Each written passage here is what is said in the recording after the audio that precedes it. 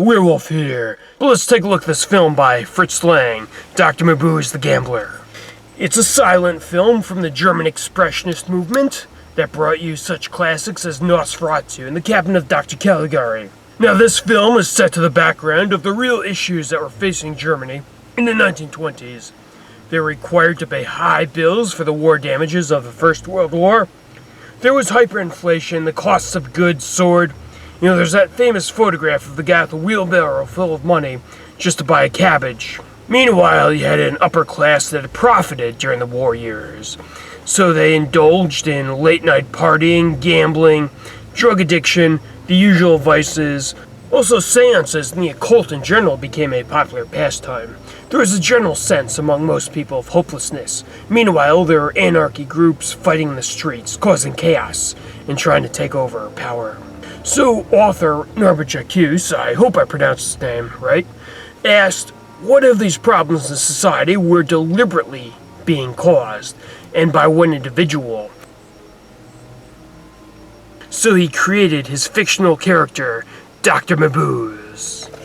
There were other uber-villains in books and movies, Professor Moriarty, Phantomus, Dr. Fu Manchu, but one thing that makes Mabuse stand out is that he wages economic warfare in addition to the usual tactics of evil geniuses. There's one scene where he plots and crashes a stock market. He makes counterfeit money throughout the movie in order to flood economies and cause hyperinflation, and he even uses identity theft. Jacques explained that he made his villain a doctor because people tend to trust titles like doctor, anyone in a uniform, or any symbol of authority that they recognize, even when they know not. There's even a scene where Mabuse stirs up an anti-police riot over nothing. By day, Dr. Mabuse is a psychiatrist, so he can gain insight into the human mind so he can know how to further manipulate people. By night, he shows up in one of many disguises. He appears as these random characters and shows up at gambling halls, using psychological tactics to treat upper elites out of their money. And then he also puts on shows as a hypnotist and even impersonates a psychic. Mabuse is everywhere, and yet no one knows who he is. He's so enigmatic and so smart that he's always steps ahead of everyone else, and that no one can really find him. In the book, his exact goal is to raise money to build his own nation-state, but in the film, I think Lang smartly decided never to actually tell you what Mabuse's goal is, just to cause global chaos. In a way that makes his existence easier for the audience to believe, rather than trying to accept some sort of contrived end goal, and adds a disturbing element to what he's doing. His henchmen and his femme fatale are treated by Lang in the film with some sense of sympathy. They're there because Mabuse offers them protection and escape from the unyielding economy. They're victims to their opium addiction, their vices, and for one character, even her sense of meaningless in her outlook on life. But if they dare step out of line, if they mention one word, if they mention Mabuse's name to anyone, a fate worse than the most horrible death awaits them. In this scene, Mabuse orchestrates a stock market crash. He's ordered his henchmen to steal an international trade agreement from a train cabin. Mabuse shows up at the exchange. Word of the missing document has set holders into a selling panic, so Mabuse buys up all the shares at the low rates. Then, as he has planned, some other henchmen discover the missing document by the train track. The news arrives. Everything is back to normal. Mabuse has made a huge profit, and everyone else has lost a ton of money. Today, just as then, the market, the pulse of the economy, reacts largely to rumors, speculation, and, to use the Wall Street term, whisper numbers. Then there's a scene where he shows up at a soup kitchen, shouting about some guy who was supposedly arrested by the police unfairly. He's able to set off an anti-police riot.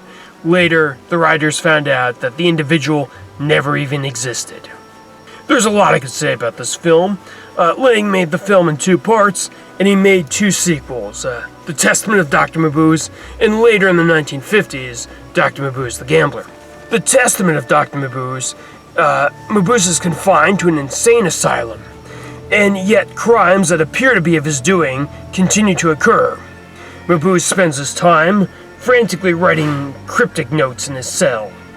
This was a reference by Lang to Adolf Hitler, writing Mein Kampf while in prison. This and other references to the Nazi Party is what got the film banned by the Nazi censorship board. Lang left Germany to go on to a career of making films in the United States, and he was one of the first to warn Americans just how bad the Nazis were. During the war years, when World War II was still going on, he even made a film called Manhunt, about a character who has an opportunity to assassinate Adolf Hitler. This was groundbreaking considering Hitler was alive at the time, and kind of shocking by the standards of the day. And no one really knew when, if, or how it would ever end. In the 1950s movie that he made, The 1000 Eyes of Dr. Mabuse, the Mabuse incarnate lives in the basement of an international hotel where he controls a network of spies and monitor systems so he can watch politicians and international figures as they make secret deals, basically an early surveillance state video. It's an interesting choice of Lang not to show any elements of society as being heroic or innocent in any of these films. In the end, society hasn't changed or learned anything from this experience, just that society is corrupt, but Mabuse is even worse. My only criticism of the film is that it feels slow at times, like reading a novel, and that you constantly have to be paying attention. Lang does a much better job in most of his other films, in such classics as M and Metropolis. But to his credit, adopting the novel was a challenge, so I can easily forgive this aspect. Also, I believe this was the first motion picture to feature a car chase filmed at night, and other technical innovations that can be taken for granted today. In all of the Mabuse movies, Lang never incorporates any futuristic sort of technology. It's all technology that was available at the time that the film was made, which brings it to a level of realism that the audience can more easily identify with. If you think you might like this film, if you're interested in politics, I highly recommend you check it out. You can find some public domain versions online. Image Entertainment and Kino on video have some excellent digitally remastered copies.